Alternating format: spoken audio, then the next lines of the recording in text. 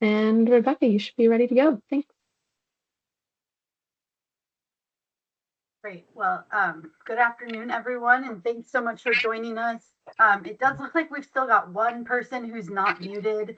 So if we could just ask you to mute, please, so everybody can see the presentation. Thank you. That's great.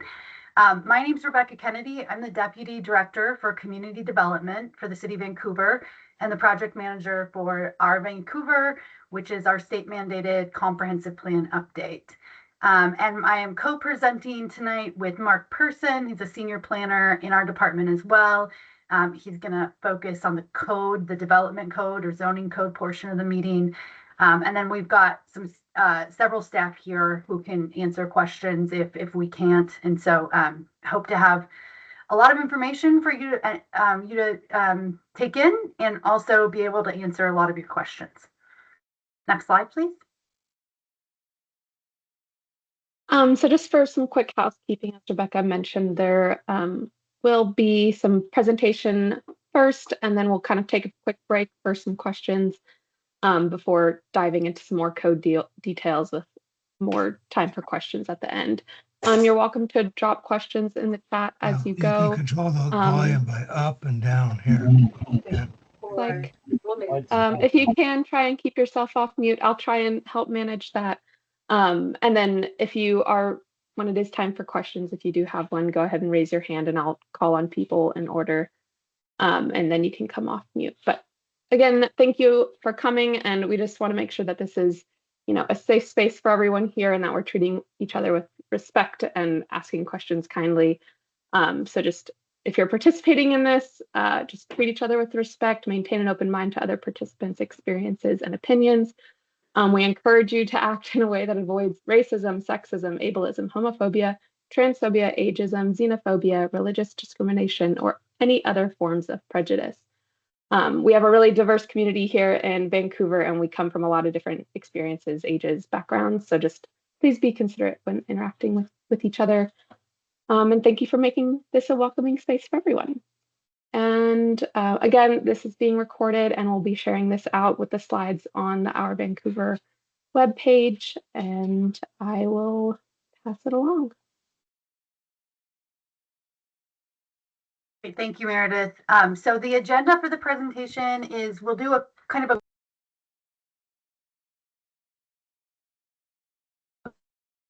Can everybody hear me? Okay.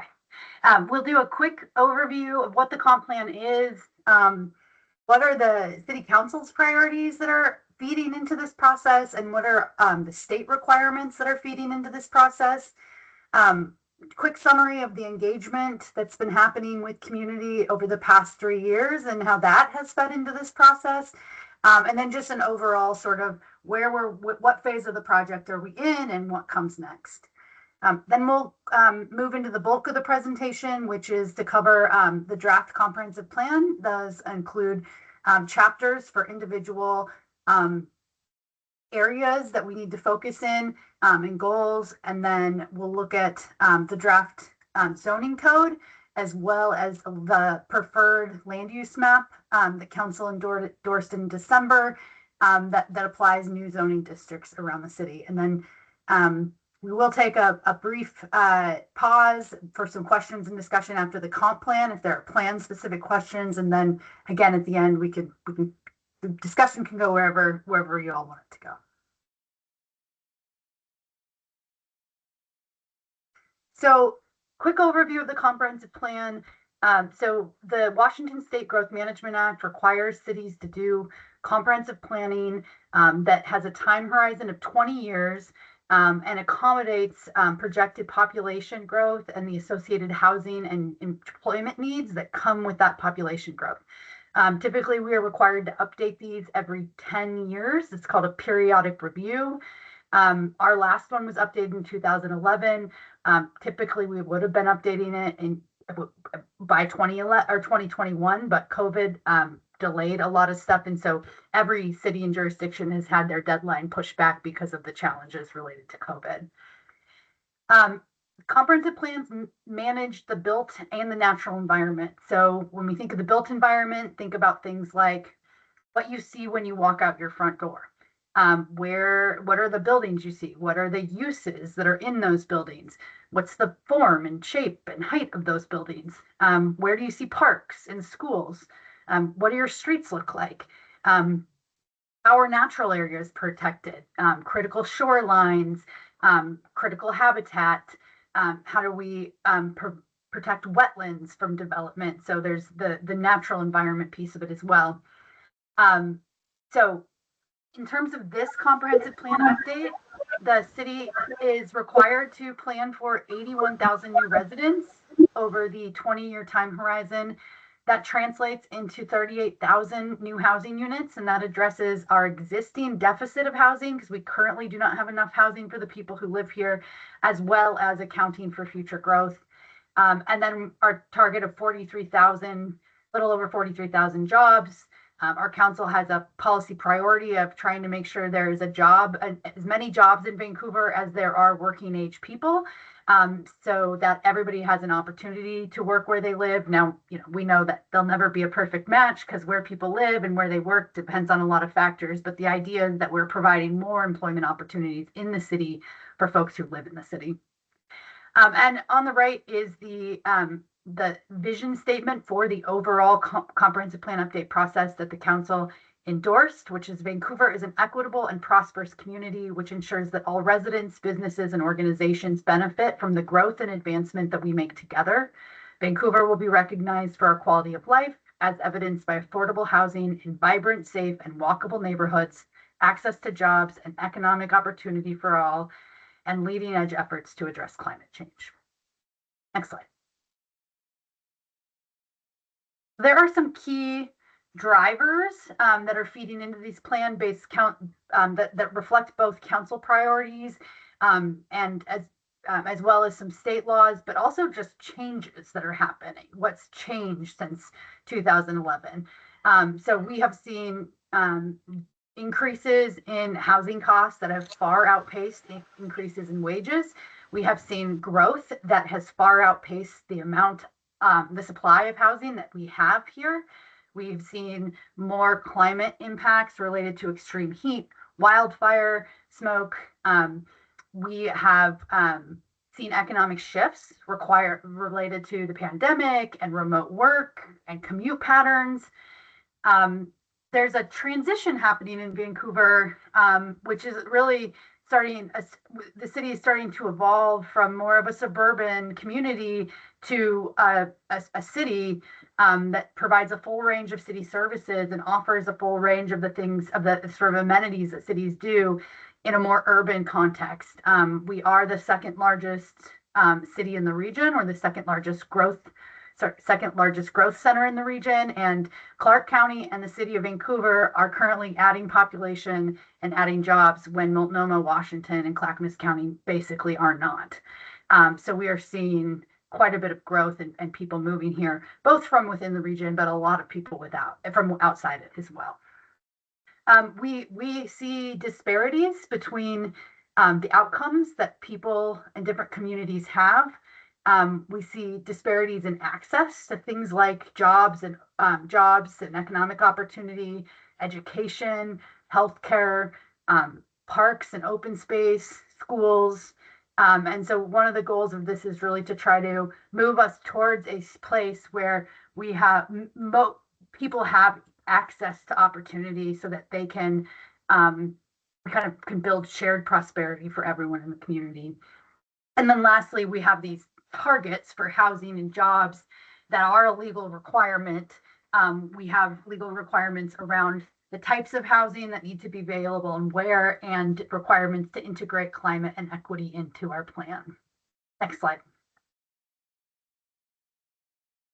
So we want to just cover some of the new state laws that we have to incorporate and meet through this plan process. This includes both policy and analysis and also regulation. So at a minimum, we have to allow 4 housing units per residential lot across the city, 6 if you are near transit, or 2 of those units are affordable. In addition to that, middle housing, think of things like ADU, so accessory dwelling units, duplexes, triplexes, cottage housing, townhomes, row houses, stacked flats, small like 4 or 6 unit apartment buildings. Those are middle housing. And the standards for those cannot be more restrictive than those for a detached single family home. We have to, again, make room for housing at all income levels. And this is a typo, but 38,000 new units citywide. But we are required to demonstrate that our zoning could accommodate and allow for housing at a variety of income levels within income bands, including a lot of housing that would be below the market average, affordable to people who make much less than the median income. And we know that that requires a lot of public funding. The market doesn't deliver housing typically that's affordable to people who make below 80% of the average. And so funding is going to be, and I think is recognized by all jurisdictions in the state and the state itself, funding is a barrier to us meeting our targets by income range. We have to account for racially disparate impacts. So this is a new rule. We have to analyze, and we have analyzed past policies, regulations, investment decisions, and how they impacted different racial groups, and what those impacts were and how they differed from each other. And we have to look at our proposed new codes and regulations and show how those don't perpetuate and in fact address past harms and disparities. We have to allow a minimum of 2 ADUs per residential lot. We cannot, per the state, require parking minimums of any for affordable housing and no more than half a stall per unit for other housing. We have to allow for single stairwell buildings up to 6 stories. So typical 6-story building would have to have 2 stairwells, or what we call being double loaded. We are working on this change right now. It'll go into effect March 1. We have to make sure our impact fees, so those are fees that we charge development for the proportional impact that they have on things, on parks, transportation, and schools. And we have to make that proportional to the size of housing so that smaller housing units pay less impact fees than larger housing units. And then we have to allow for permanently supportive housing. So that is housing that has on-site services, behavioral mental health services, other services, everywhere that we allow any other type of housing. Next slide, please. So we've been out in the community for the past 3+ years, talking to community members about, what they hope to see in the future. What are the challenges that they face? What are their aspirations for the city? What are they, fearful in terms of change? What should we think about trying to mitigate? How should we go about, accommodating all this growth and meeting all these state regulations? And what are the key outcomes that we as a community want to achieve? So we've talked to literally thousands of people over the past 3 years. In the first phase of this project, we tabled at 19 events. We had hundreds of people participate in an online pin map where they marked different issues they were seeing around the city or things they liked. We had a number of breakout groups and small working groups. We met with the Council and Planning Commission. By far, our biggest engagement push was in phase 2, which was the development of land use alternatives and the development of land use alternatives, the analysis of those alternatives through a draft environmental impact statement process, and then selection of our preferred alternative. So I won't list everything here, but we had 59 events or activities. We did large open house style in-person and virtual mapping activities, tabling and presentations at a variety of community events across the city, and met with Council and Planning Commission many, many times through that process. And then goals and policy and code, that's the phase we're in right now. We have released the draft or published a draft of both the plan and the development code today. So we're very excited, and that's where we're kicking off this engagement. And we've had, significant number of events and engagement associated with this process as well. And we'll continue to be out doing things just like this, where we meet with people, talk to them, and hear from them. Next slide. And so here's where we are in the process. We started out by learning about the community. What are the existing conditions on the ground? What is the vision for the future? We analyzed a lot of data about how many housing units we had and what was the price point of those and what are the jobs and what sectors are those in. We did community mapping activities. Again, we did publish a draft environmental impact statement, took public comment on that, developed a preferred alternative that reflected comments we received from the public, as well as our council, state laws, existing policy direction, and now we're sharing those out with all of you. And the next step is to finalize. So we'll take in a bunch of comment from all of you, the community, the council, boards and commissions throughout the city, the state agencies that will review us for compliance, and then we will refine this draft to be a final draft of the plan and code, and we will work that through the adoption process with our planning commission and council. Next slide. Okay, any questions on the process that anybody wants to ask really quick before we jump into the code, or sorry, the plan and the different chapters and how they're organized and what's in them?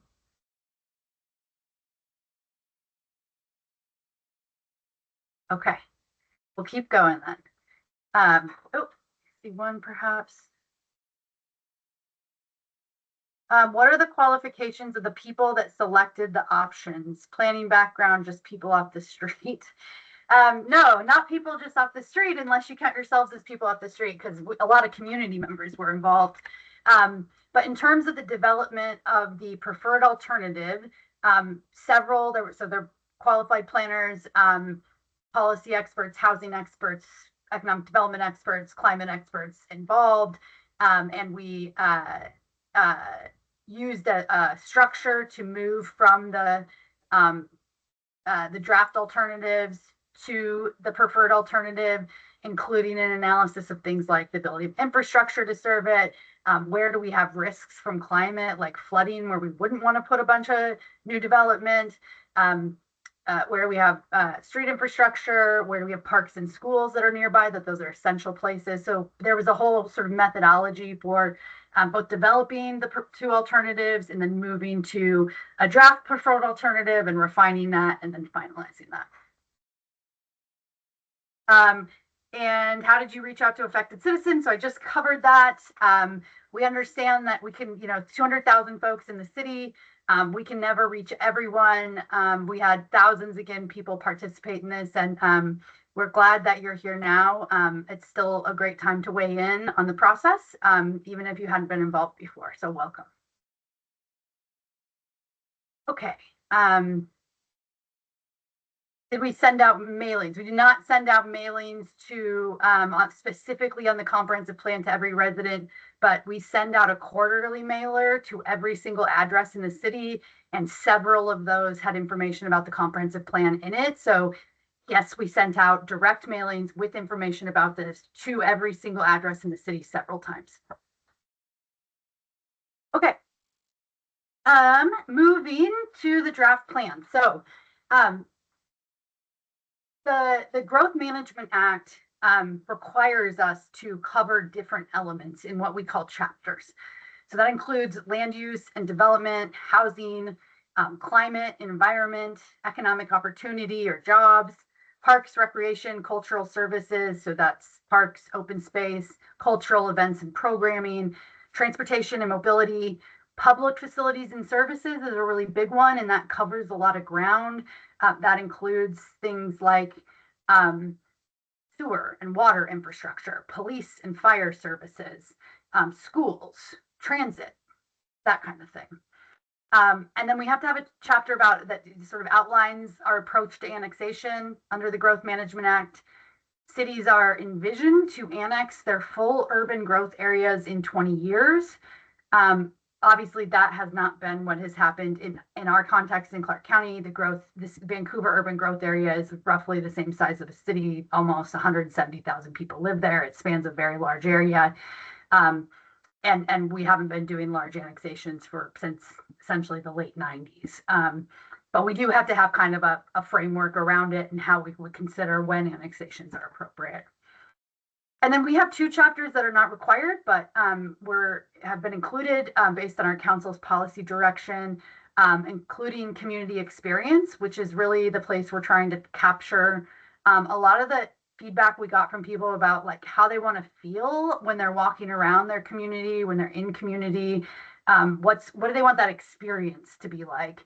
And then equity inclusion is really meeting those requirements around racially disparate impacts, as well as talking about how we will operationalize equity through city policies and investments.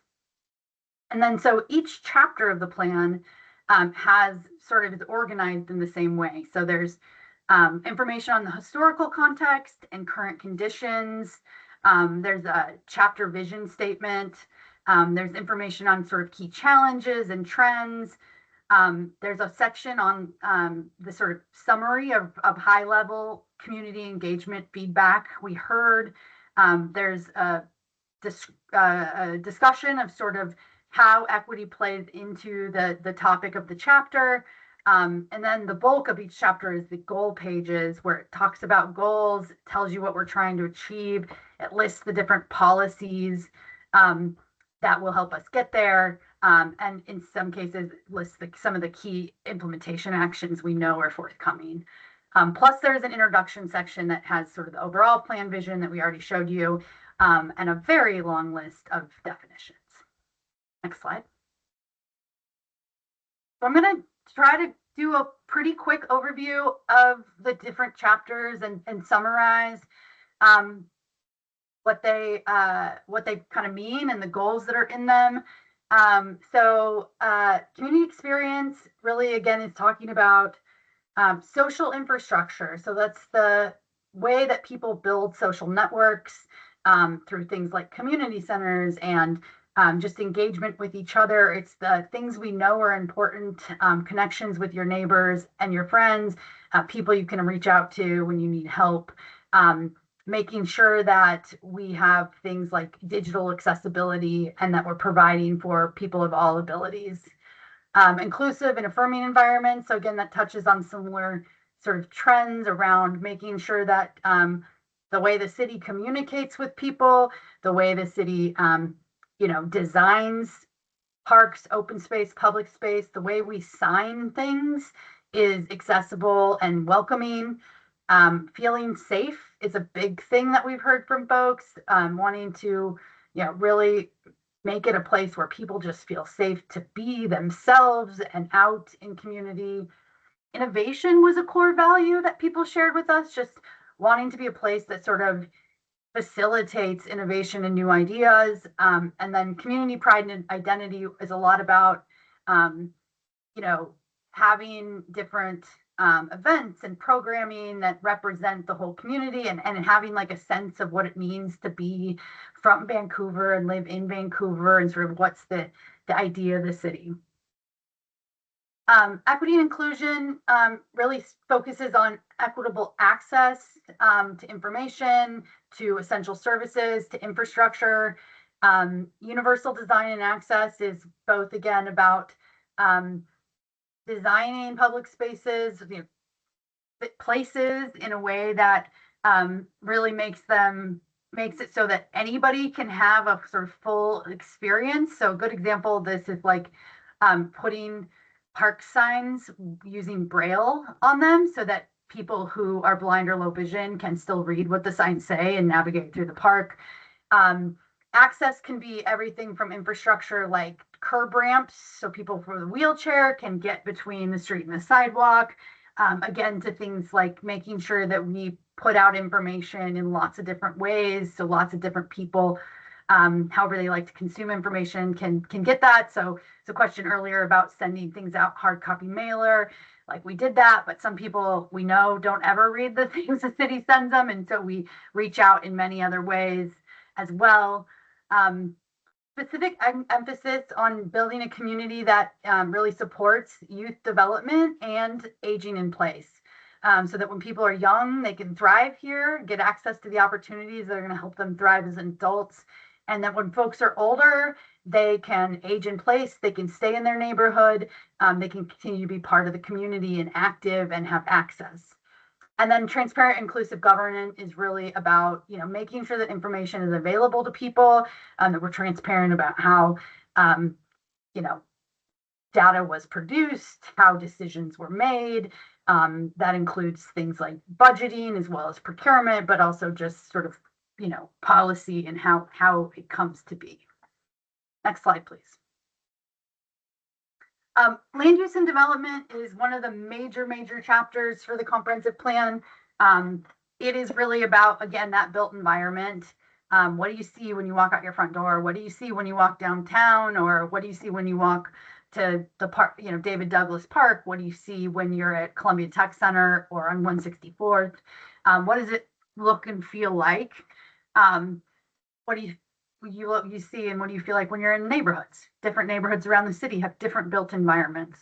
And so one of the key goals here is what we call connected and accessible neighborhoods. And so this is really intended to, and this is a major council and community desire and policy directive, is to build more places where people can access the things they need or many of the things they need on a daily basis within a short walk, bike, transit trip.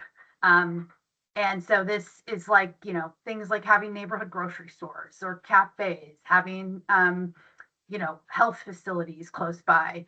It's really about that access childcare, right? So that people aren't having to spend tons of time commuting to get to those essential services, schools, parks. Preserve and invest in employment land. So probably fairly intuitive, but once someone builds a house on a piece of property, it will never go back to anything but residential. It will never go back to being used for, say, industrial production. And so really looking at where do we have light industrial and heavy industrial employment lands and wanting to preserve those for, jobs that they currently have on them, but also future jobs in the community. Reducing carbon in the built environment is really focused in two areas. So one is buildings. So buildings let out a lot of carbon, both when they are constructed and also when they are operated. And so these are things like our green building code and using more, materials that release less carbon or greenhouse gases, using different types of electricity that are clean or clean. And then there is the transportation piece, and transportation is the largest contributor of carbon and greenhouse gas emissions in our community. So giving people options for traveling in ways that have less impact or release less greenhouse gases and carbon. And part of that, again, is this connected and accessible neighborhood strategy where you put things closer to where people live. So they're driving less far and therefore emitting fewer emissions, or they're maybe walking or biking or taking transit, which have much lower emissions per capita than driving a car trip alone. We know people will still have to drive places. It's really about giving people options for some of those shorter trips. And then overall efficient use of land. The city is land constrained. 38,000 housing units is within our existing borders. We have to grow up and in, not out, in order to meet the state requirements and ensure that we have enough housing and jobs to serve the community. And so just using land in a way that is efficient to ensure we can get there. Next slide. So here's our growth concept map. And it's a little hard to see here, I think, but this just shows you some of the areas where we expect to see different types of growth. So the urban core is downtown. That's where we expect to see the highest intensity of development, tallest buildings, most high level of mixing of uses. You can see some other regional centers, Columbia Business Center, the Heights, Van Mall, Columbia Tech Center, Columbia Palisades, the Vancouver Innovation Center, and Fisher's Land, and the Vancouver Innovation Center. And these are areas that are sort of secondary to the urban core, but also have a lot of housing, a lot of jobs, a lot of mixing, taller buildings. Local centers are really, again, intended to serve, sort of neighborhoods right around them. So you can see some of the east-west streets and north-south streets that are identified as local centers. Things like Fourth Plain and Mill Plain, 136th, 112th, 164th. So, Main Street.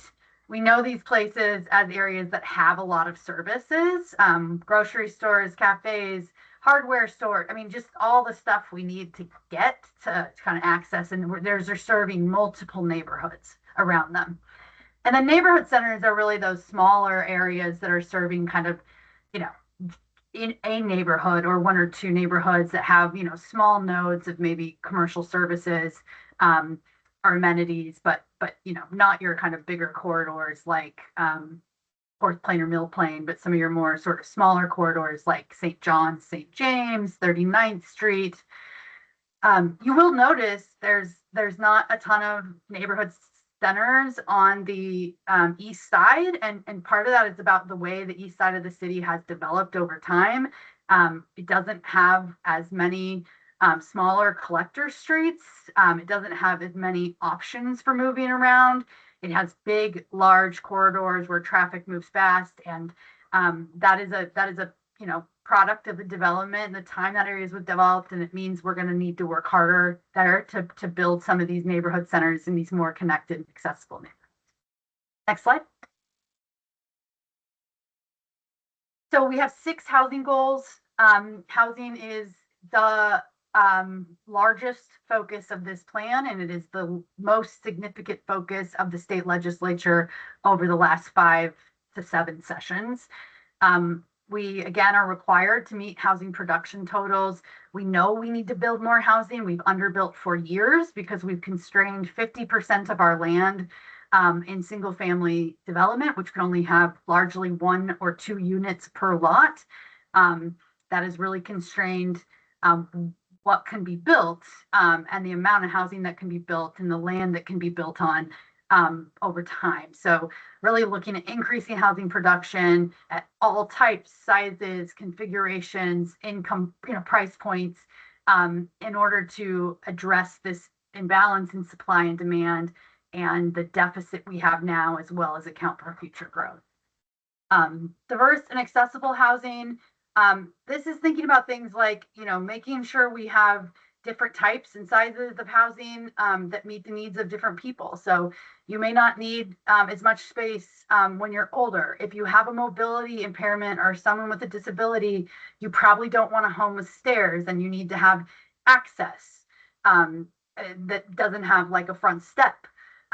If you are from a family that is taking care of an older relative in your home and caretaking, you might need different types of spaces for that.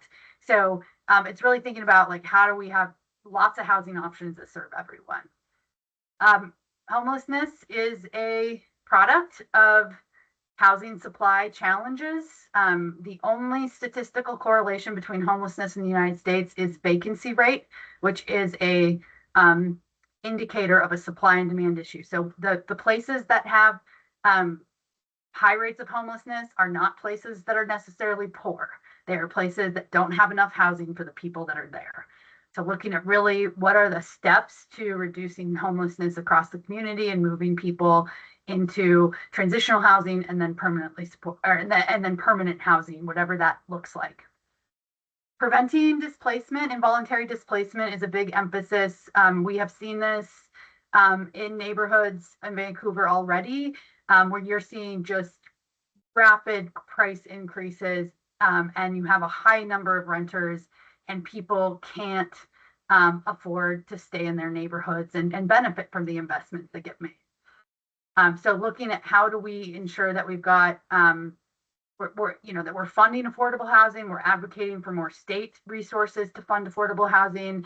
How do we think about making sure people have access to things like education and workforce training and entrepreneurship support so that they can withstand sort of reasonable inflation. And what we're seeing now is not reasonable, but really thinking about how we can keep people in place who want to stay there.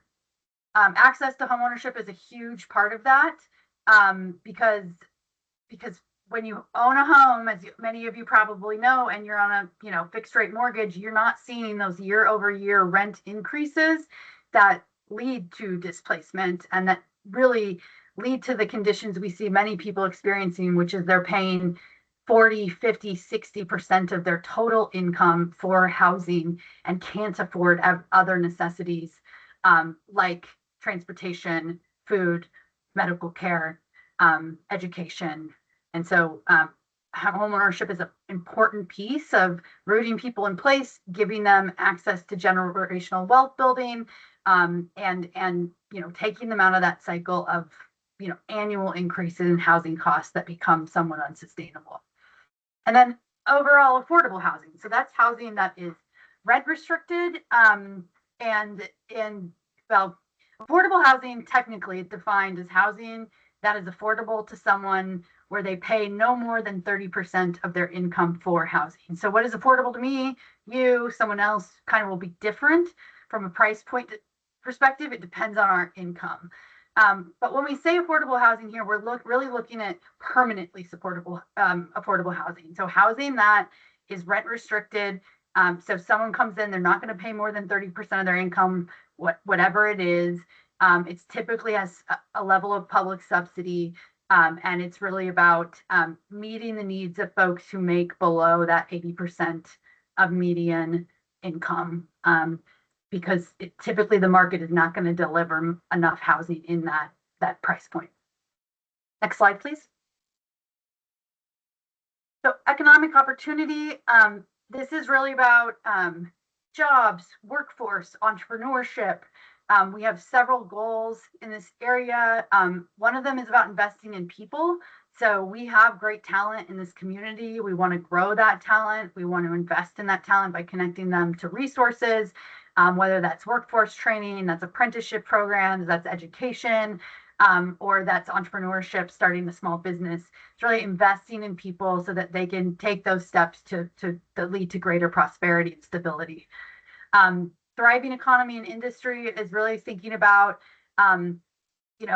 jobs that pay a family wage, regardless of sector, and some jobs that pay a family wage or a living wage without needing to have advanced education.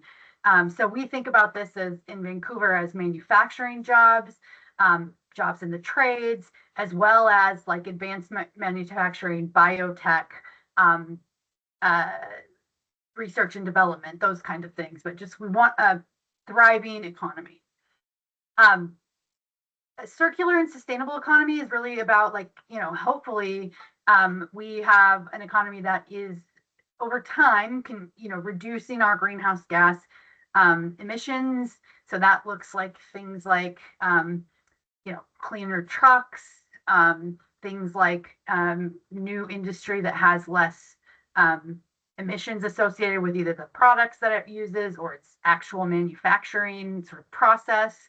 But also that we're seeing we're local money getting reinvested in the community so that the community is sort of supporting each other as we grow. And then a place-based economic growth, and that's really about cultivating areas where we can see clusters of that, again, those economic opportunities, those jobs that pay family wages. So things like the Port of Vancouver, things like Columbia Tech Center, where you see a lot of business and jobs. And we're really, ensuring that we put the infrastructure in place to really continue to make those places a desirable place for private companies to start a company, grow a company, invest in people. And then climate and environment is really about responding to our council's climate objectives, which is that we reach local net GHG neutrality by 2040. It's a very ambitious goal, and also about responding to state laws related to climate. So we have to analyze what areas of the city have the most vulnerability to things like extreme heat, wildfire smoke, and flooding. We have to understand how that impacts, how the way that we design and build future infrastructure. We have to think about biodiversity, so natural systems, native species, stormwater facilities that allow water to infiltrate down into the ground, which then creates the clean water that we drink over time. Again, decreasing emissions, And then this concept of environmental health and justice is really about that, where you live, your zip code matters for a lot of things. It matters. There are differences in air quality in different parts of the city. There are differences in incidences of chronic disease in different parts of the city. There are differences in access to green space and parks in different parts of the city. And all of that does contribute to our overall health and the health of the environment that we sort of exist in. Next slide. Okay, we're gonna get to the end and then we'll start talking questions. So parks and recreation. One of our goals is to increase community health through recreation. So this is really not just about access to parks and trails and green spaces. That's very important, but also access to like community members and community sports leagues and the kind of things that really like bind you to your build community, help connect people, but also have good impacts on our physical and emotional health.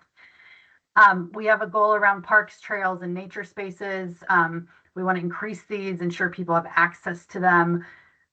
Community health and wellness, again, is about building our health and wellness through access to these amenities. And then a thriving cultural landscape is really focused on art, the value of art in the community, access to art, and then also community events, celebrations, programming that is accessible and relevant to folks of different backgrounds and experiences.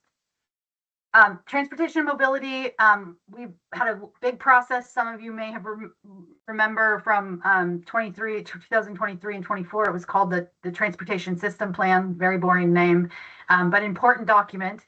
And a lot of this reflects the policy direction that Council adopted as part of that system plan. So we have a goal around integrated transportation and connectivity. So that is a network that is integrated, that gives people connections to the things that they need, that gives them options about how they travel, whether that be driving, walking, biking, taking transit, using an e-scooter or other e-mobility device, whatever it is that we have connections and networks that get people where they need to go and that get them there safely, regardless of how they travel and regardless of their age or ability. Low carbon mobility choices, again, this is about decreasing the emissions that come out of the transportation sector. Efficient freight access is very important for the long-term economic health of the community in the region. So making sure that we are providing infrastructure that allows people to move goods and services from where it's produced to where it's going. And then Vision Zero is a goal around eliminating traffic fatalities.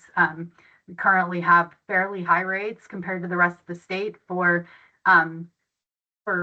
traffic fatalities, whether those are folks who are in a vehicle and are in an accident or a collision, or people who are out of a vehicle but are involved in a collision with a vehicle. So someone walking or biking. We have some roads and intersections that are very unsafe, and to get to this goal, we're going to have to make some very significant investments in safety infrastructure. Next slide. Okay, so close. So public and facilities and services is a big one. Again, this encapsulates a lot. Water, sewer, stormwater, the people who pick up your trash and recycling, police, fire, schools, transit agency. So it's all these public facilities or services that are serving the community in various ways. So we have goals around high quality facilities and infrastructure. So we maintain our assets, we take care of them, they work for people, we have clean water. When you flush your toilet, it does exactly what it's supposed to do and it goes where it's supposed to go. That you have your garbage and recycling picked up every week. When you dial 911, there's a very quick response to support you. Your kids go to schools that are well funded, those sorts of things.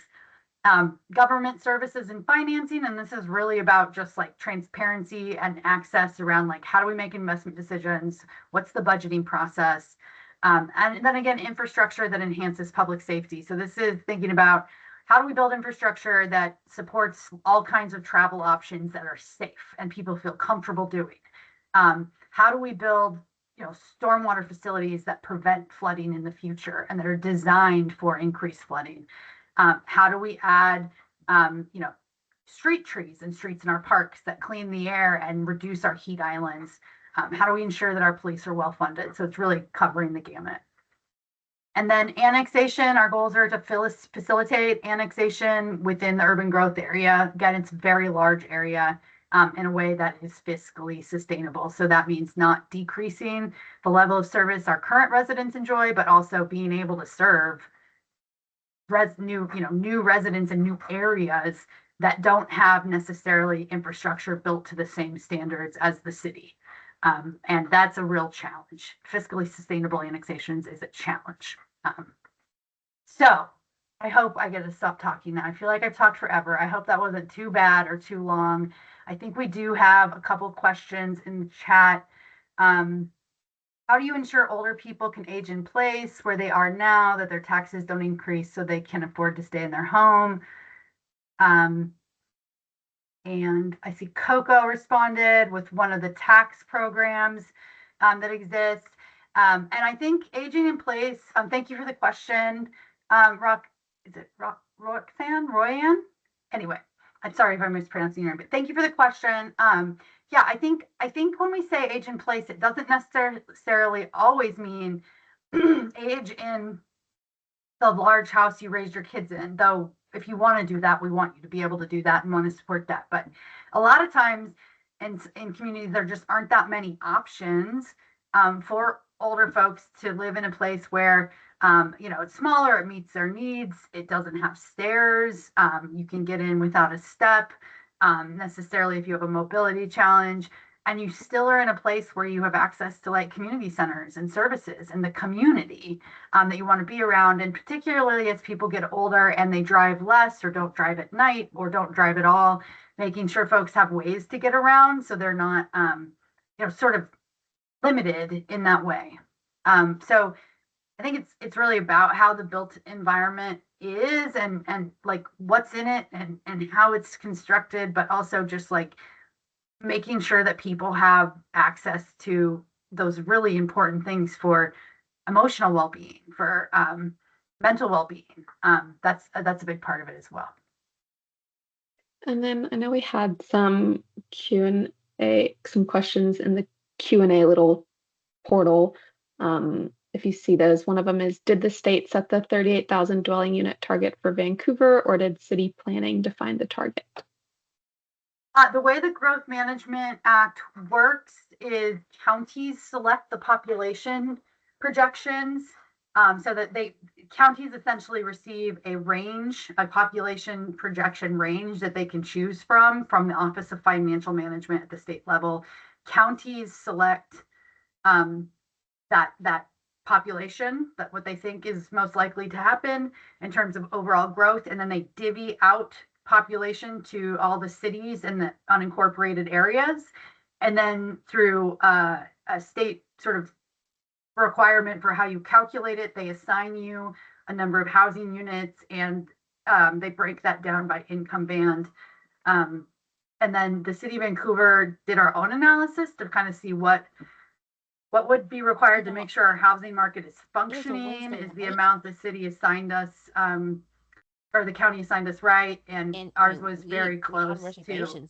But if someone could mute themselves, that'd be great. But yeah, so no, we don't. The city planners don't select it. It's a process that goes from the state to Clark County, and then they distribute things out to us, and all the other cities and the unincorporated areas.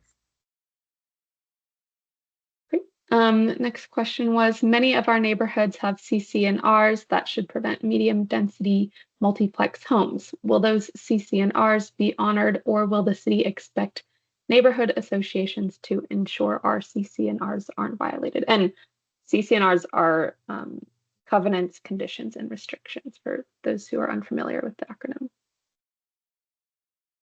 Great question. Yeah, so the CC&Rs the city isn't a part, those are private contracts between individuals who live in a certain area via their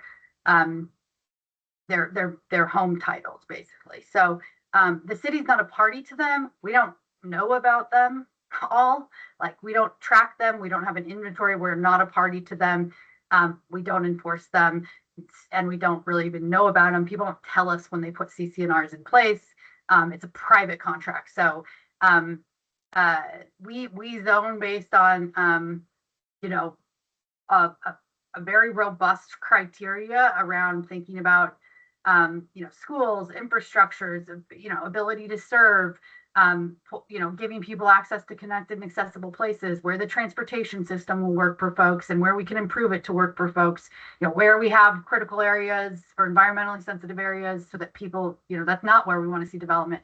So that's really how we go about it. CCNRs are an entirely private thing that the city isn't involved in. All right, next one in the chat that was, how is Vancouver communicating with and integrating surrounding cities planning to coordinate housing / jobs / industry / travel / services, etc. And then I see that there are some hands raised, so I'll do maybe one more in the chat and then we can go to the folks who have their hands raised. And are you going from the pre-submitted questions? Because I see that there are. Yeah, the ones that are in the like Q&A portal. Okay, because there's some more in the chat too. Yes. Okay. Sorry, say that again, Mary. Yeah, it's how is Vancouver communicating with and integrating surrounding cities planning and to coordinate housing, jobs, industry, travel, services, etc. So kind of about how we coordinate with surrounding cities. Yeah, that's amazing question. It's super important because a lot of people who live in unincorporated Clark County think they live in Vancouver, and jurisdictional boundaries aren't really the way people live their lives, or they go to the place that is closest or serves them best, regardless of whether it's like in Vancouver or Camas or somewhere else. So great question. Yeah, so we do coordinate. So all the jurisdictions in the region, so the county, all the cities are currently going through this process right now. We meet monthly to coordinate our comprehensive plans, ensure that we can overall hit our, you know, the overall housing assignment, and that individual jurisdictions are doing what they need to do to hit their housing numbers. We coordinate a lot on transportation. So we have an organization called the Regional Transportation Council. That's an organization that does sort of, you know, multi-county. So they also work in Cowlitz and Skamania County, but look at transportation infrastructure and how do we want to like prioritize together. So one example in transportation is every year the jurisdictions come together and we have a list of key transportation projects for the region that we all sign on to, that we send to our legislators, that we send to the DOT. And sometimes the top project is in Washougal, and sometimes the top project is in unincorporated Clark County, but we're all supporting those regional needs. And then in planning processes, particularly when we're like on the edges, right, we're like working together. So like, you know, the design of 192nd Avenue is something that we're checking in with periodically with the city of Camas, because we know traffic is going to come out of the city of Camas, right? Not to that roadway. So we do a lot of coordination. We also have a set of what are called countywide planning policies that everybody adopts jointly, and that like guide sort of how we work together in these ways. So there's a lot of coordination. Okay, I'll do one more from this Q&A box that had been submitted. We'll go and get two of the folks who have their hands up, and then we'll get a couple more in the chat and then come back to who is this? Mike, I believe, third one who has his hand raised. So this question is the urban growth area being increased in size? If so, where? So we don't know yet because that's a county decision. So the Vancouver urban growth area again is huge, and we don't plan for it. We plan for the city of Vancouver. The county plans for the urban growth area. Super recommend that folks go to their website and get involved in their process. They had a workshop, I believe, Tuesday on their alternatives, and with their council. Their planning commission has made a recommendation. I believe the planning commission recommendation includes some small urban growth area expansions, mostly not in the Vancouver urban growth area, but mostly for jobs land, I believe around like Ridgefield and Battleground. But don't rely on me because I'm not tracking this as closely as some of our other staff. But go to their website. I would encourage you to get involved. All right, Royanne, if you'd like to come off mute and ask your question.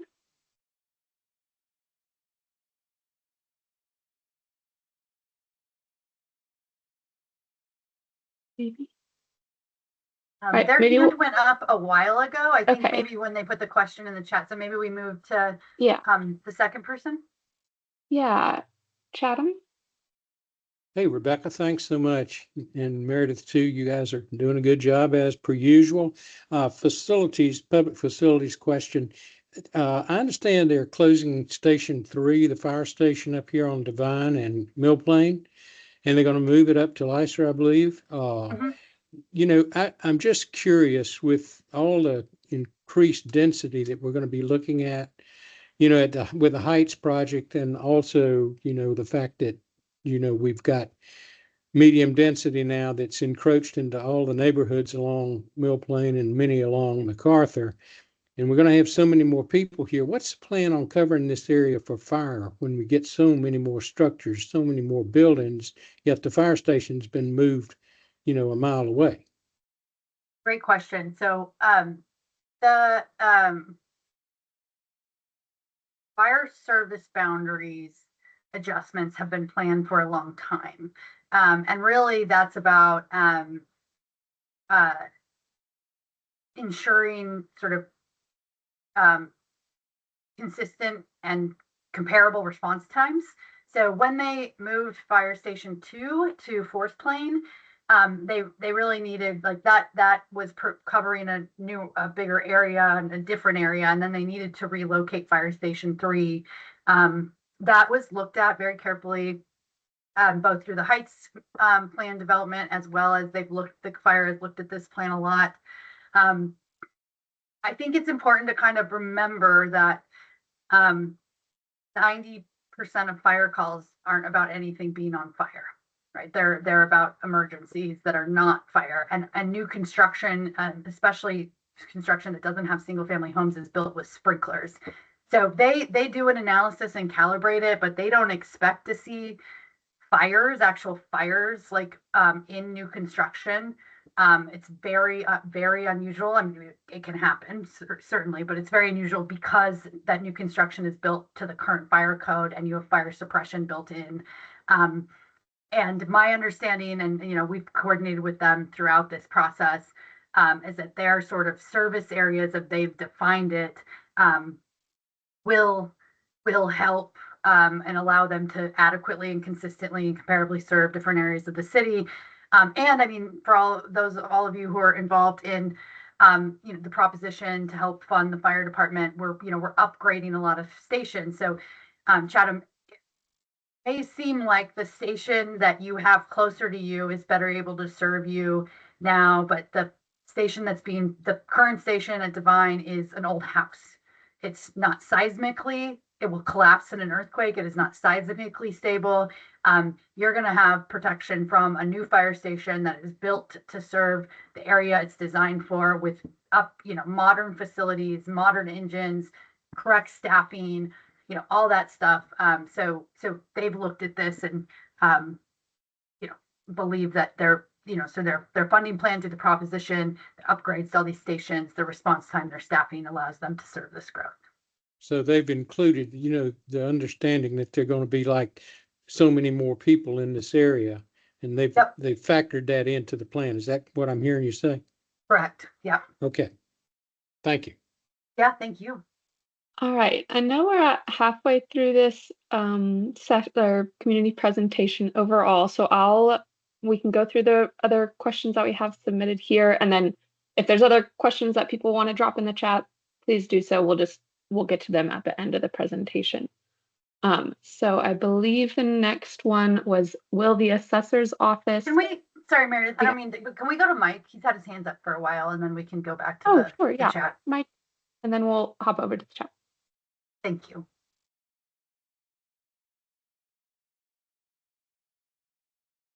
Oh, you're still muted. We can't hear you yet. Still showing you muted.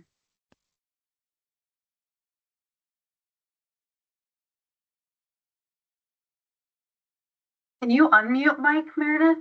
Are you able to?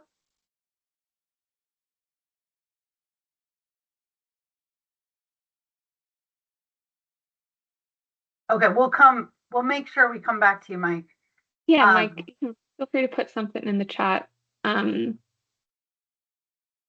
Let's see, we'll jump over here then. Will the assessor's office be looking at land values differently with new zoning changes? Is it likely that the assessed values and property taxes will be increased considering the land is now zoned for more units? Yeah, that's a good question. And it's a question we get a lot. And so I don't think I have the most satisfying answer, but typically your assessed value is going to go up when what we call the improvement on it changes. So the improvement is the building. So your assessed value is based on your land value and your building value. So typically you're going to see increases in property tax when something new is built that is, less sold or has more units or generates more, right? Like that has more value. But I don't, and so I don't, the assessor's office is not going to go through and immediately just look at zoning. That doesn't fundamentally change your base sort of land values right away over time. We do see property taxes increasing, year over year. It's one of the primary ways we fund local government in Washington state. But you're not going to see huge jumps just because of zoning changes. You're going to see large jumps when a property is redeveloped. And so maybe there's, an old commercial building on it now. And then in the future, it has a 3-story apartment building with a coffee shop in the bottom, right? That you would see a reassessment then and a more significant jump. Should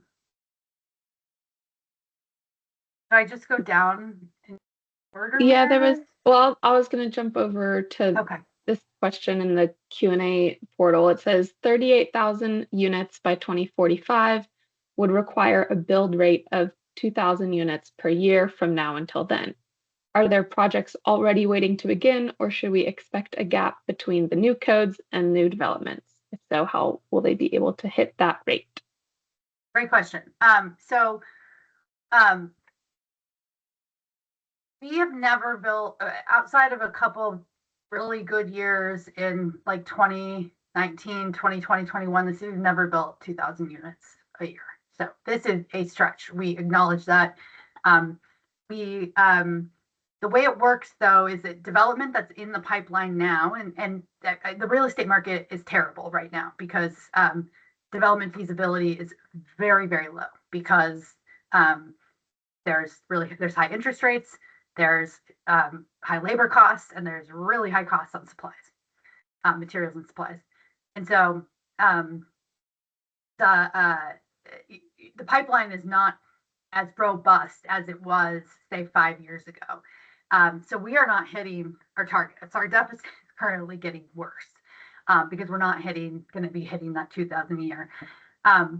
But just to sort of level set us, if a project is in process right now, it will vest to the old code. So they have certainty. It's not like the regulations can change on them mid-project. They're vested to the old code and they'll keep developing. Projects that come into our pipeline means they submit an application under the new code, then we'll develop under that. And so our hope is that part of one of the goals of the new code is to allow the private market to build a lot more housing. Like the public sector doesn't build housing. The city funds some affordable housing that nonprofits and Vancouver Housing Authority build. We certainly help to fund those projects, but we don't fundamentally build housing. It's the private market that does that. And so we try to put a code in place that is flexible within limits, but it's flexible and allows people options to build what they can, regardless of kind of where the economy's at. So we expect to see buildings that are less dense and tall in the current market because the taller you go, the more expensive your building is.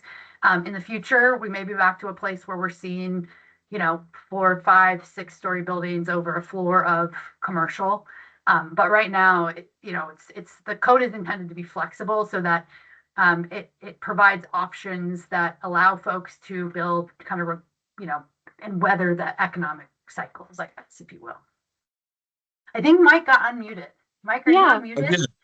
Hi, And go for my it. question, I'm sorry for backtracking here, but my question was around facilities and specifically water. About a year or so ago, perhaps 18 months ago, notice came out that Vancouver City water was contaminated with PFASs.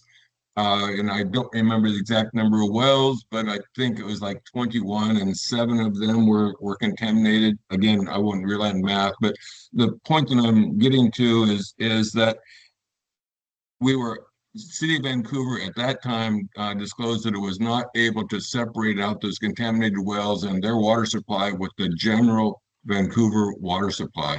And as water demand goes up, and potentially those contaminations come from contaminants in the soil leaking into water. So that only progresses over time. So as we draw upon those existing wells harder, that means the contaminations are more prevalent. So what are we doing to one, increase our well count, and also to isolate the wells that are less desirable? Yep.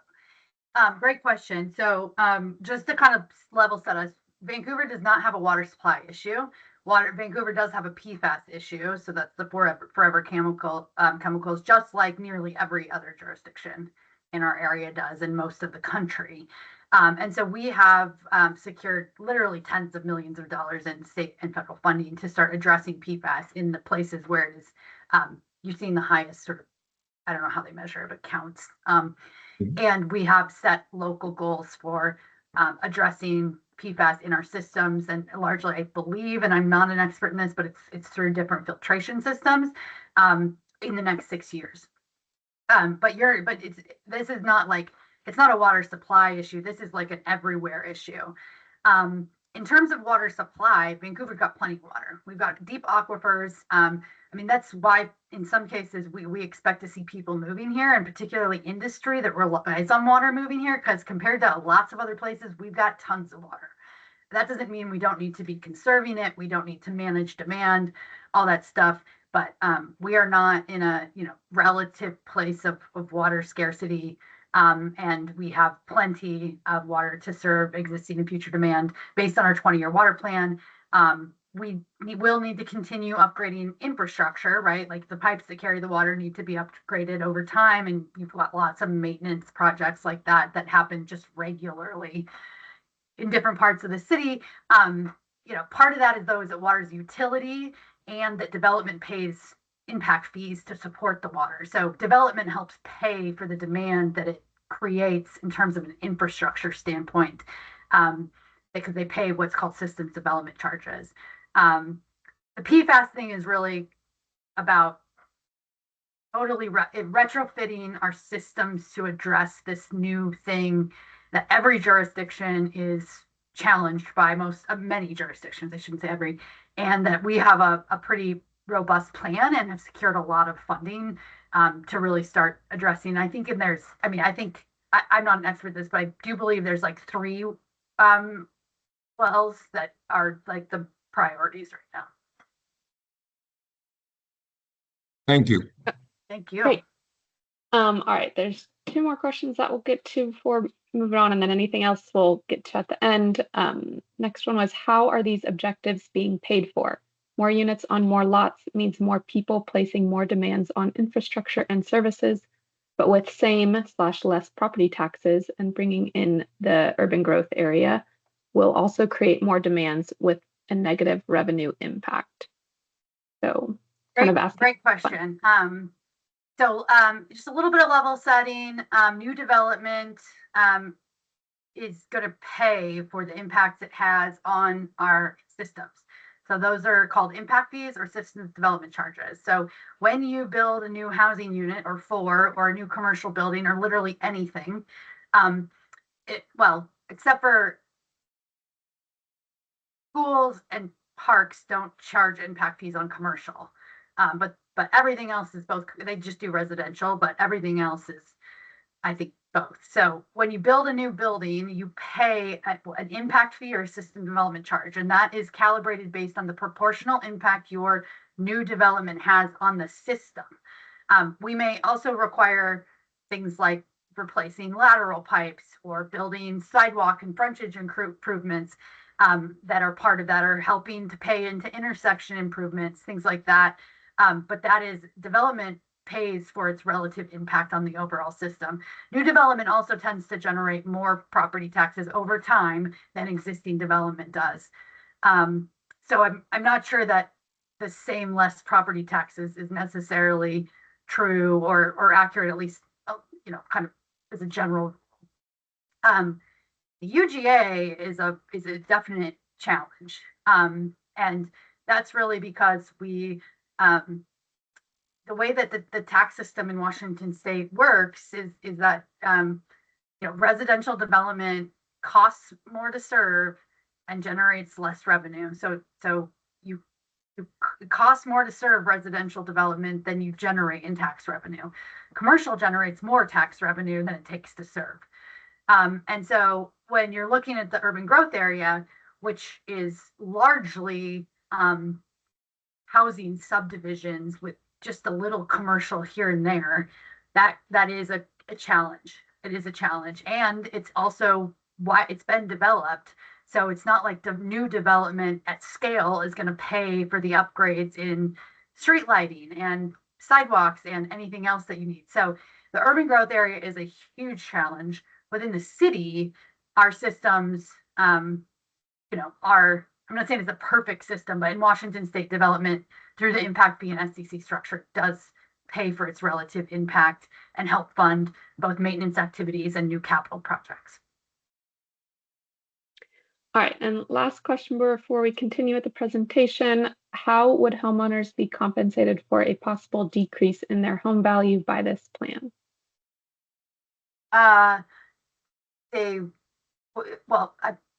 We don't anticipate decreases in home values. We don't see that. Home values are just going up. That is the trend line. As you've seen investment and urbanization in Vancouver, home values have just gone up. It's part of the reason we have such an affordability crisis and a displacement risk potential. But there isn't compensation for property owners. That's not something that zoning does. And it's not that's not something that happens. So. All right, and then the remaining questions we'll get to at the end of this next section. So Mark, I think we'll pass it to you. Great. Thanks, Meredith, and thanks, Rebecca. Mark Person here for those that joined after the beginning. I'm a planner in our development review department here at the City of Vancouver.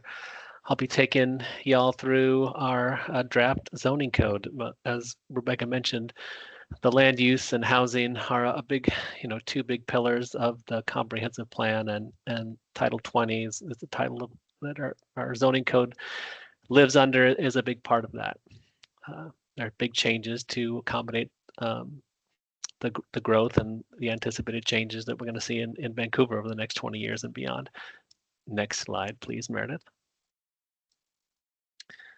So Rebecca mentioned the preferred alternative. That's a new zoning map that council approved, and we have a slide that we will share with y'all in this presentation. But every single parcel in the city has a zoning district right now, and every single parcel will have a zoning district designation under the new code. The main difference is, we'll go through here in a minute, but the base districts, as we're calling them, or zoning districts, in there will live our minimum density requirements and maximum heights. We'll also have allowed and permitted, not permitted, and conditionally permitted uses in those base districts as well. But most of the development standards that currently live in our 17 zoning districts will mostly move to our building types. And we'll go through some of those here in a minute, but that's where our lot standards, our building and parking placement, pedestrian access, frontages and landscaping, and any open space requirements will live in those building typologies. And on the right, you'll see just some tables showing some of the differences in the existing code that we're using right now and the proposed new code. Our existing code, as Rebecca mentioned, really separates uses in most cases. Again, in most of our residential districts, we allow very limited to no commercial uses. We are changing that. Again, one of council's priorities is those connected communities and really hoping to get some of those commercial, locally, small scale commercial that can really support a neighborhood's needs close to where folks live. Density, that's going to basically, we have minimum and maximum densities right now. The new code will have our minimum densities. Our maximum density will be controlled by the height and setbacks and other site requirements. Building height, that's going to be similar to what we have now. We have maximum building heights in our zones, and the new code will have maximums as well. Parking, right now we have minimum parking requirements. The new code, mostly for residential uses, has no minimums, and we'll definitely touch on that here more in a minute. And building placement, right now we have mostly minimum setbacks, and the proposed code will have more maximums, really wanting to push those buildings closer to the street and not have parking between the street and the front of the use, whether that be residential or commercial in most places. And then we'll also have some overlays, as we do right now. We have a noise overlay, we have a airport overlay. We'll continue with those and also add some new overlays where we're requiring some ground floor commercial. Next slide, please, Meredith. So here are new zoning districts. Again, we're going from 17 to 10. And two of those are our parks districts, but really looking at low scale and medium scale neighborhoods. Those are most similar to our existing urban low density and higher density zones here. So our R2 through R50. But again, those in the new base districts, those will allow for some commercial. We'll have our mixed use neighborhood. Those are mostly along our corridors, allow a higher intensity of residential uses and also that commercial use. Institutional campus, those are going to be places like CTC, Clark College, Peace Health. That's going to allow a wide variety of jobs and housing. Our industrial employment lands, that's very similar to our light industrial right now. And heavy industrial, we don't see that changing very much. That's going to stay pretty similar to our existing heavy industrial zone in location and in standards. We're also creating a manufactured home park zone. So that's going to cover our 16 existing manufactured home parks to keep those naturally occurring affordable housing stock in place for as long as they can stay functioning. And then, as I mentioned, we'll have two open space designations, one for developed parks and one for natural areas. Next slide. Here is the preferred alternative that council approved on December 15th, really showing that low scale neighborhood in the light yellow, the medium scale in orange. Those manufactured home parks are probably difficult to see at this scale, and because there's so few of them in the city. The red is the mixed use, the blue is the institutional campus, the purple is the industrial employment, and darker blue is heavy industrial. And then the greens are our park and natural areas. And there is an interactive map that you can look at any parcel in the city and see what it's currently zoned. And I think Meredith may just put that in the chat, and then also see what the plan is under the preferred alternative. Thanks, Meredith. Next slide. Here's a table showing our draft densities and heights for our base districts. Base district here on the left, minimum minimum residential density in the center column, and then maximum height on the right. For low scale, right now we are, that is the only zoning district where we're proposing a maximum number of stories in our current zoning, and in the new code overall, we'll regulate maximum height by feet in most cases, but for low scale development, we are limiting that to 3 stories, habitable above grade. Next slide, please. And then here's a graph showing those base districts across the top in our columns, and then those building types where most of our development standards will live in the left column. So that single family residential building will be allowed in those low scale and medium scale neighborhoods, and you'll see that drop off on the mixed use zone. We just don't feel that single family detached houses can meet that minimum density for that zone.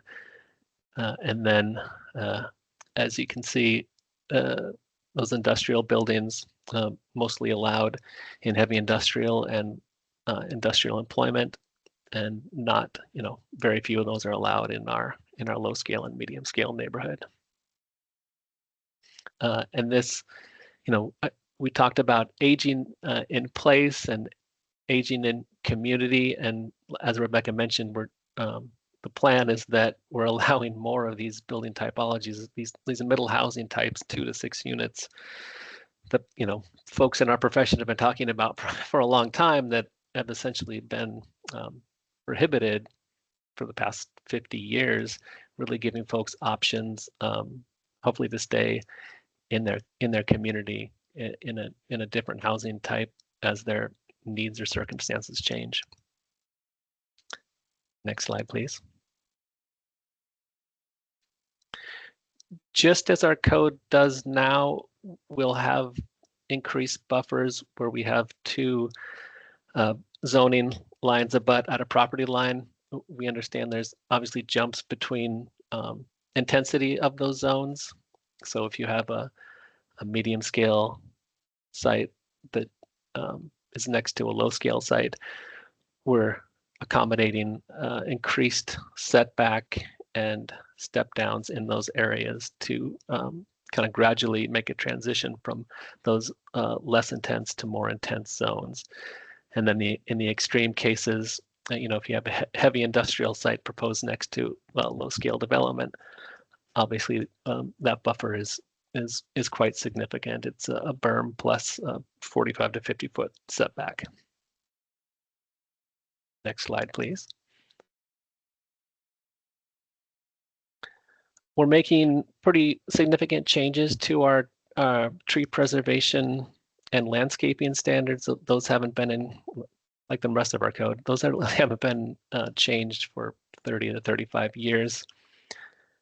And in alignment with Council's priorities and the climate action framework that Rebecca mentioned earlier, obviously trees and landscaping are a big component of a lower carbon future.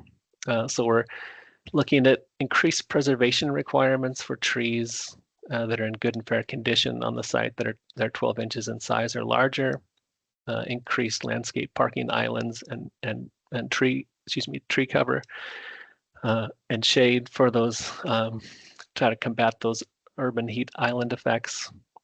And then right now our code allows for folks to hand water, and we're just seeing that that's not always an option in our changing world, and we're just seeing that not all plants are surviving as we go along. So we're looking to make automated irrigation systems required for new development moving forward.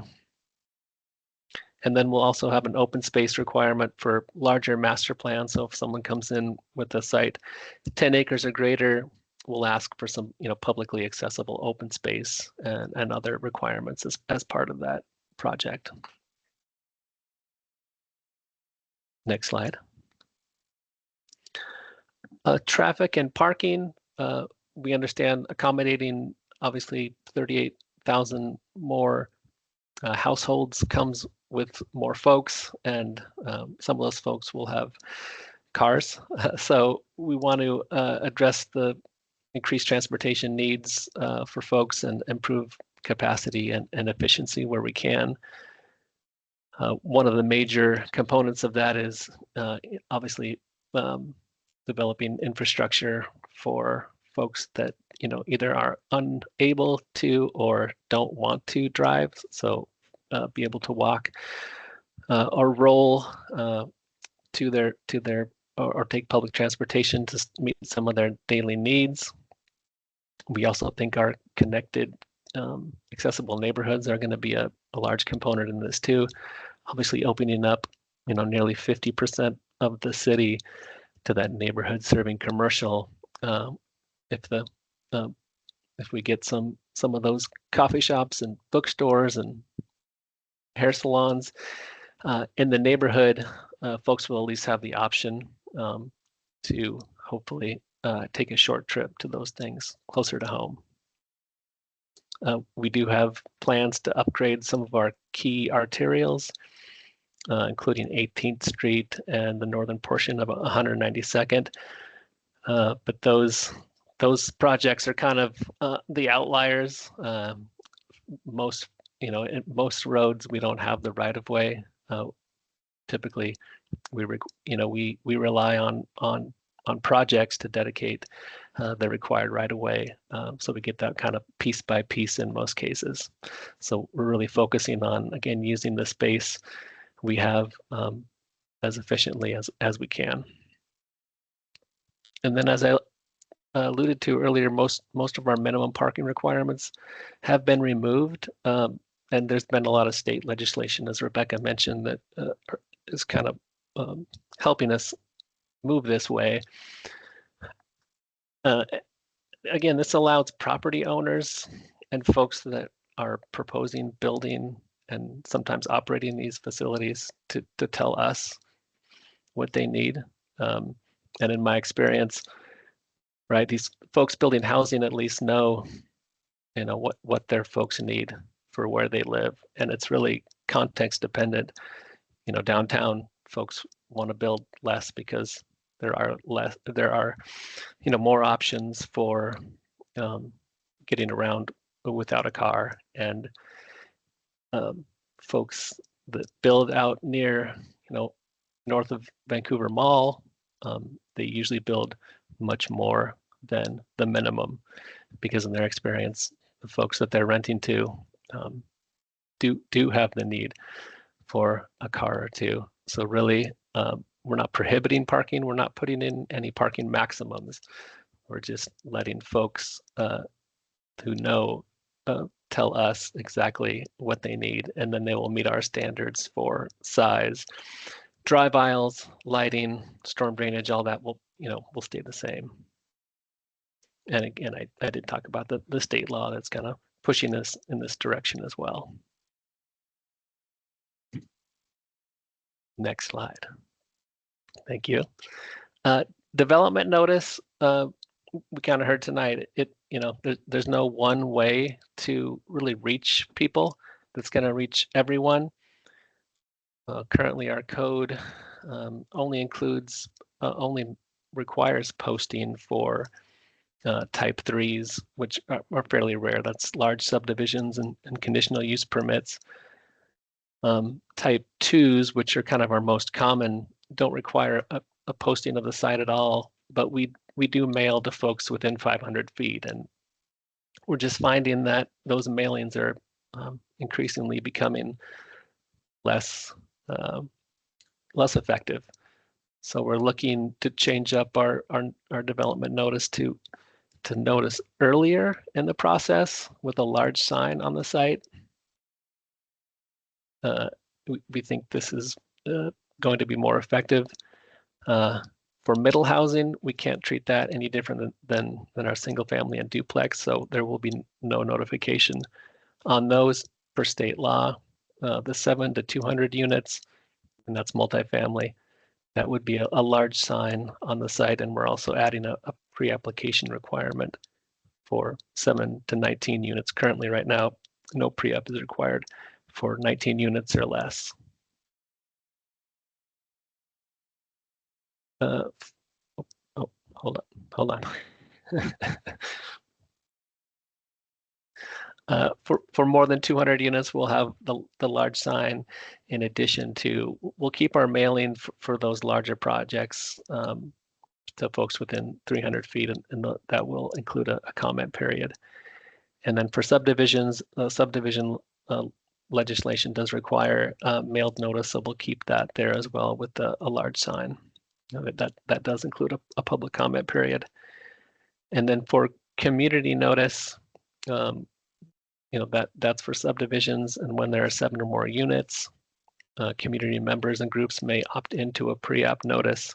Again, our pre-application conference is kind of the first step in the development process, and we've had pretty good, I think, really good success. I'll say working with applicants and neighborhood groups and neighbors on attending those and giving early feedback to city staff and the applicant, where I won't say the project always changes, but we definitely hear some stories about projects being changed in response to community feedback.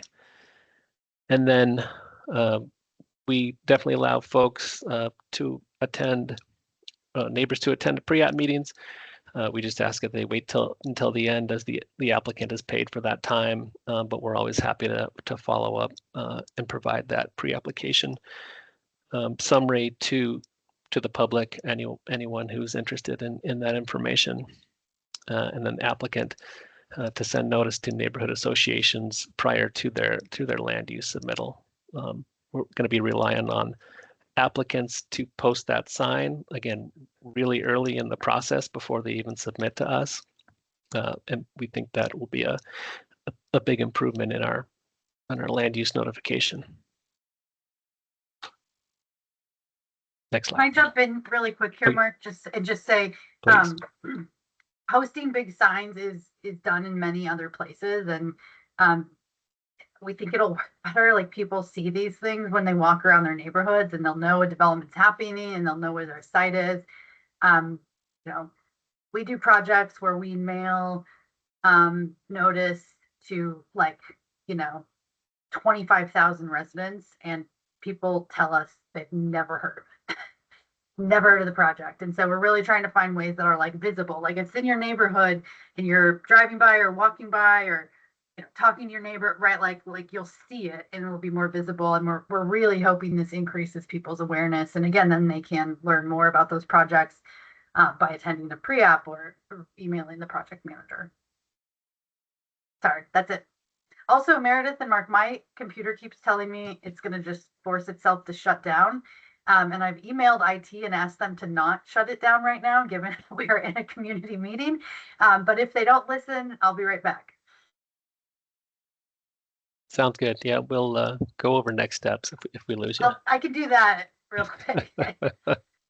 Okay, so next steps. So we published the draft plan and the code this morning. It's a big milestone. I'm excited to get it all out there and get people's feedback. There are 3 additional community presentations in addition to this one more virtual and then 2 in person. There is, everything's posted on our website.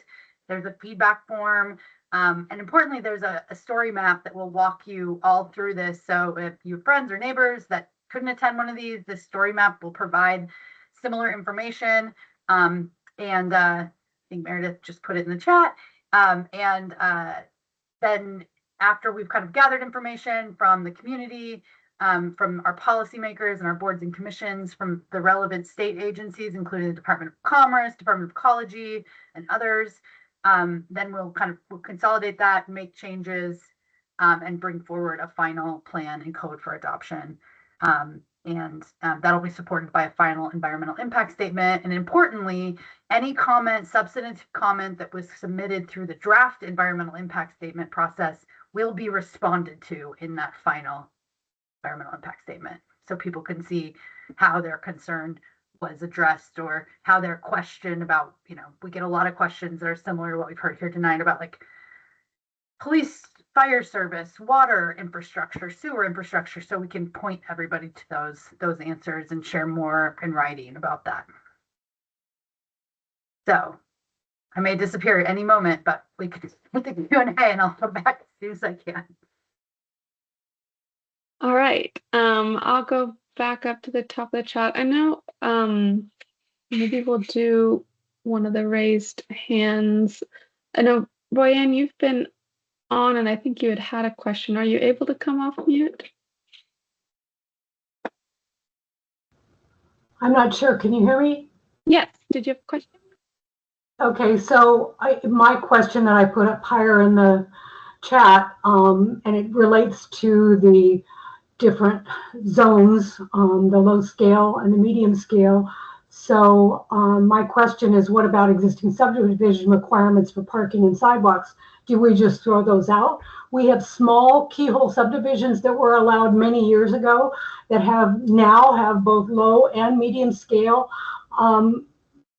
zoning on opposite sides of the street. This is a street with 8 houses on it, and it's a short, narrow street with a circle at the end. There is no parking now. How do you do? I don't understand how you cannot have parking and how you could put on one side of the street a 5-story multifamily building, which is allowed, and have homes on the other side that are taking up all of the lot space. There's no space to add another building, and you have to provide for parking. We've had parking and subdivision requirements for years. Are you just throwing all those away and everybody just fends for themselves? That doesn't make any sense at all. You can't have no parking requirements. If you have a 5-story apartment building, there has to be places for people to park. And we don't live in the city. We are in the city limits, but our area is a rural neighborhood. I mean, it's a subdivision. It's not close to anything. And so people have to drive everywhere. There's no infrastructure that supports that. Everybody has a car or 2 cars or 3 cars. One of my neighbors on this street has 4 cars. And they fortunately have a driveway which accommodates them, but they usually have 2 cars on the street at any one time. I have 1 car, it's in my garage, but the rest of the street would be really impacted if there was a 5-story apartment building that had people with cars. You just can't, there's no place to park. Yeah, thanks, Ryan. And I think we agree that we agree that apartment building would need parking, and the person who develops that will include parking there because they won't be able to rent units for people who need cars that don't have parking.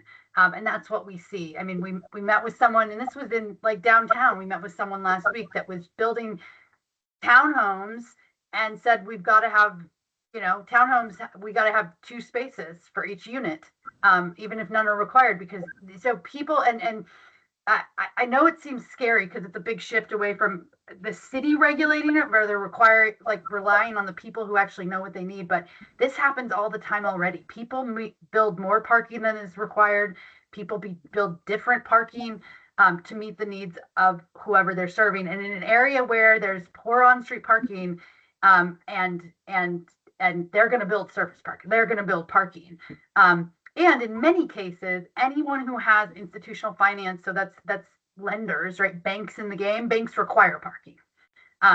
So we agree that a apartment building across the street would need parking, and if we believe it would get built. And also, I think important to note, if it's a really narrow street, if that develop as a part of the requirements for that any development happening, our transportation folks would require improvements, and our fire people would require improvements. So, and that's one of the points that I made, in that we had a fire in a house a couple of blocks away, and the street is a long, narrow street. It was built in the 50s. It's not, a lot of people are parking on the street because they have a single car garage, and there were 5 fire trucks in a line, and they could not get to the fire. Yeah. They were having to, I mean, they just couldn't get to it, and the house burned. Yeah. Fortunately, So in no one this was injured. case, actually, a development occurring would require that street to be widened, and it would improve your fire access.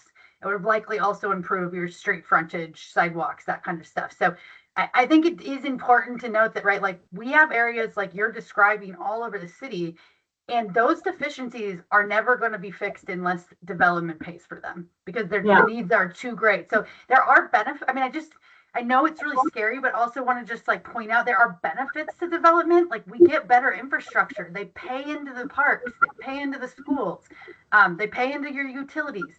They pay for wider roads or sidewalks. So there can be, like in that case, I don't think the development could occur without, Mark, jump in here, but fire would require some sort of access improvement. Yeah, we're definitely keeping all of our subdivision requirements, and new development again will be reviewed, like Rebecca said, for fire, solid waste, transportation. We'll have to review and approve that. That's still in the city's mission and our purview. Mike, did you have another question?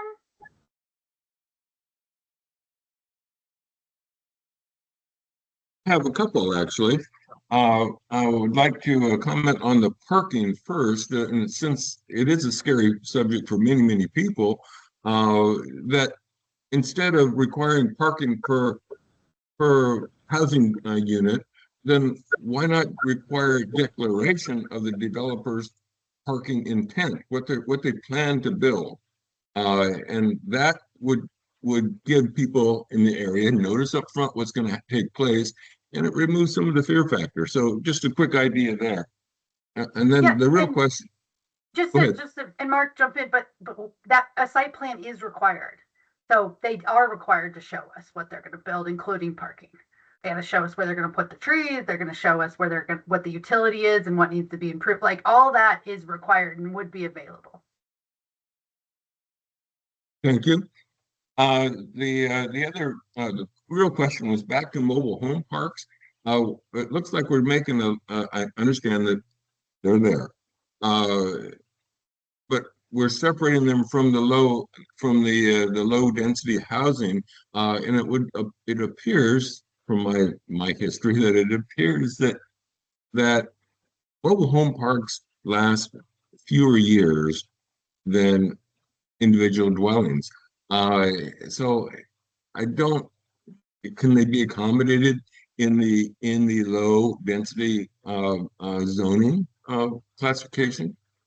It would seem to be that they'd be a prime target for a developer to come in, buy up the land, and build something, including lower income housing in that development. So to deal with them separate seems like an additional administrative burden. So the intent behind the mobile home park zoning is to protect the 16 existing mobile home parks in the city from redevelopment, because they represent the most naturally occurring affordable housing in the city. And so basically the requirements are that they have to stay a mobile home park unless you can prove to us it is economically infeasible to maintain it as a mobile home park. And remember, you can replace mobile manufactured home units, right? Yeah. So that was clear direction from our council. We're seeing parks converted where just tons of people are losing their housing overnight. This is very affordable housing. There are only 16 parks in the city, so it's a pretty it's not a huge amount of land. Right. And then also I want to distinguish between a mobile home park, right? A place where you've got a group of mobile homes and the facilities that serve it, and a manufactured or modular housing unit, which could go anywhere as long as it meets the development standards. Understood. The other comment was on park and rides. The city is in trying to entice people over to mass transit. So have park and rides been included in considerations for those people living in the more rural Vancouver footprint? That's a great question. The city doesn't operate. C-Tran isn't part of the city. We don't operate the transit agency. They kind of determine where they have the sort of you know, capture zone for a park and ride and where they can serve it. But we do work with them super closely, and we try to make sure that we're, you know, we align our 20-year planning. So right now they're doing their 20-year transit development planning while we're doing our 20-year, you know, comp plan. And so we work together to think about, okay, where are we gonna, like, are we gonna need more service because we're gonna have more people, and where we're more people generate more demand to fund that service. And so we do that planning together, both for, you know, bus routes and BRT, but also park and rides and stuff like that. And one final piece, back to CCNRs that were mentioned earlier. A lot of neighborhoods have CCNRs. They have declared setbacks from the street, side to side, etc. And they read, and this is the interesting part. They read that they will live with the land. So in some places they're identified in title language. In others, there are a set of agreements between the neighborhoods, but it reads lives with the land. So the point here is the city may be stepping into, and I'm sure you have some lawyers on staff, but the city may be stepping into lawsuits that said you facilitated a process that broke my neighborhood. What are you going to do to fix it? Yeah, there are very clear state laws on this. We are not allowed to plan around CCRs. We're not party to those contracts. We won't be held liable for that. And we have good legal representation. We understand and encourage people to know what it is, but living with the land is just living on your title to that land. It's still a private contract, just like your loan from the bank is. We are not a party to it. So it's been in the thought process. Thank you. It has been a large discussion part of the thought process. Yeah. Yeah. And I know we're running short on time, so maybe we can jump to Jeff and then come back if there are more. There's that. I know there were some in the chat, so okay. James, let me get to you in just one moment. As a local paramedic with AMR, I would like to voice a concern with the population growth. Can someone please address the possibility of a third hospital? The hospitals now are sometimes overwhelmed and wait times are long with compromised patient care. Kaiser has land in Ridgefield that can be considered. So questions about how hospital development works. Yeah, so we work with the hospitals, but we fundamentally don't have authority over the provision of private health care. And so I take that point, and I hope that we see more, you know, Peace Health, you know, I defer to you on how the wait times are and stuff, but continues to invest in their main campus and in Vancouver, which we want to support. And we make those we kind of, from our perspective, it's making medical uses easy to cite, easy to put anywhere, provide flexibility so that they can make that work. But the hospital systems themselves make the decisions, and really that we're not part of the decisions of where to put new hospitals or new facilities. So it's a tough thing. And I mean, you see this around the country where rural areas are just, people are losing medical facilities entirely. And it's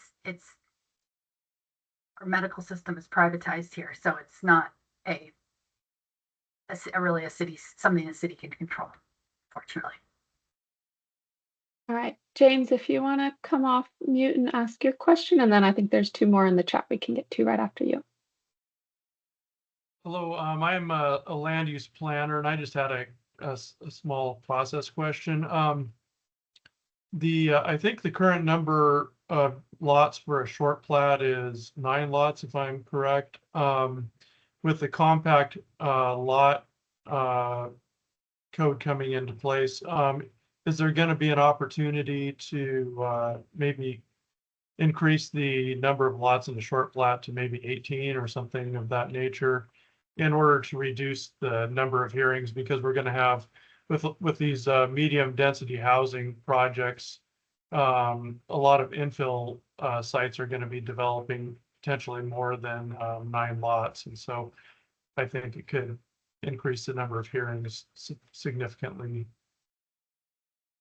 Great question, James. We'd love that. It's unfortunately state laws working against us in that endeavor, right? It's not the city of Vancouver's decision on that. And I know there was some draft legislation last year that got us kind of hopeful that would be changing in the future, because as you probably know, I mean, SEBA thresholds have been increasing for multifamily, and there's been some carve outs for some for subdivisions. But yeah, that short plat, long plat is just, state law just has us kind of really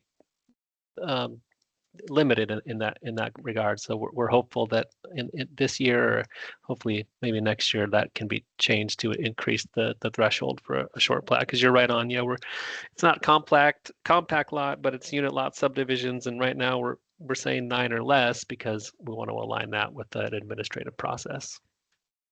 Yeah, I understand. It sounds like the state legislature just needs to catch up to the other medium density that they brought in. So thank you. Okay, and then let's see, I think there was 2 more in here. If we're not able to get to all of them, feel free to drop your either email in the chat, or I think you might be able to message me directly. We also have the email address here posted, and the feedback form in the links that I sent earlier if we don't get to your questions. So this next one was, let's see, from neighbors that have parcels increasing to medium density are nervous that they will be forced to sell to developers. Can you speak to how that change from SFH, which I assume means single family housing, to medium density would happen? Well, the change administratively happens through the council adoption process and an ordinance being voted on, and then it goes into effect after 30 days. But I'm unclear why exactly people are scared. There is no mechanism for private individuals to force other private individuals to sell them property under our private property laws. I mean, this is a country of private property, so like you don't have to sell your thing. The bank may take it if you're underwater, like if there's a financial thing where you can't maintain your obligations, but just a private developer cannot force people to sell. So that shouldn't be a concern. And I'm sorry people are fearful of that. Really, please, you hear that out in the community, help kind of clarify that, because that sounds like a very scary thing to be worried about, that someone could just like force you to give up your home. And that's not how private property laws in our country work, and it is not a risk here. And just to follow up, I just want to be clear. We want to be clear. I think that single family homes are still allowed in low scale and medium scale neighborhood, right? That's something that we expect to continue to see. We're just saying those zones aren't just limited to that housing type, and some folks can do 2 to 3 to 4 on those lots. So those can continue in the future as well. And related to that, can I jump to the next to another question, Meredith? I think someone had a question on maybe Pam Blackwell's about non-conforming. Oh, yeah. Renovating current building. So I remember at an earlier meeting, something was mentioned about limitations to renovating current buildings under new codes. Would existing structures be limited to maintenance, or would they be able to add on in the direction of the new code? That's a great question. We didn't touch on here, but like non-conforming is a really something that our current code is very limited on. There's no expansion. We don't allow any expansion of a non-conforming use. Our draft code, if you look at that, does have a provision for an expansion of non-conforming uses. We're hoping there aren't as many because we're allowing more uses in more zones, but we do understand that, yeah, if you add on, as long as you're moving in the direction, as you said, Pim, in the direction of the new code, great, and expansion of non-conforming use is allowed under the draft proposal. And then it looks like there's a question on here about data centers. We are not planning to allow data centers anywhere in the city. And there is no data center proposed at the Vancouver Innovation Center.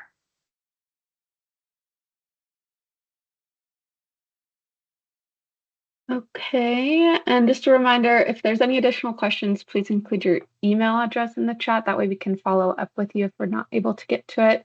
I think you can also maybe just send me a direct message with your email address if you don't want to put it in the chat. I think the last, let's see, is a recording of this meeting going to be available after? Yes, it'll get posted on the website, which I linked in the chat. And it will be sent out in future emails, so you can sign up for the email list. I added that in there. And then there was just a comment, they could be forced to sell if they cannot afford their property taxes. And there was a thank you. That was her immediate reaction that someone was going to take her home. So I don't know if we wanted to share anything more on that. For Mark, on his last comment, so if somebody wanted to tear down their one-story single-family home and build a new one-story single-family home, they could do that in a medium-level density. They wouldn't be forced to build a two-story or do something else. That's correct. Yes, that's what our intention has been the whole time. We're hoping folks want to do more if there's room for that, but in the low scale and medium scale neighborhood, you know, you can replace that single family home with a single family home, and even if you're not meeting our new medium density medium minimum density requirements. Thank you.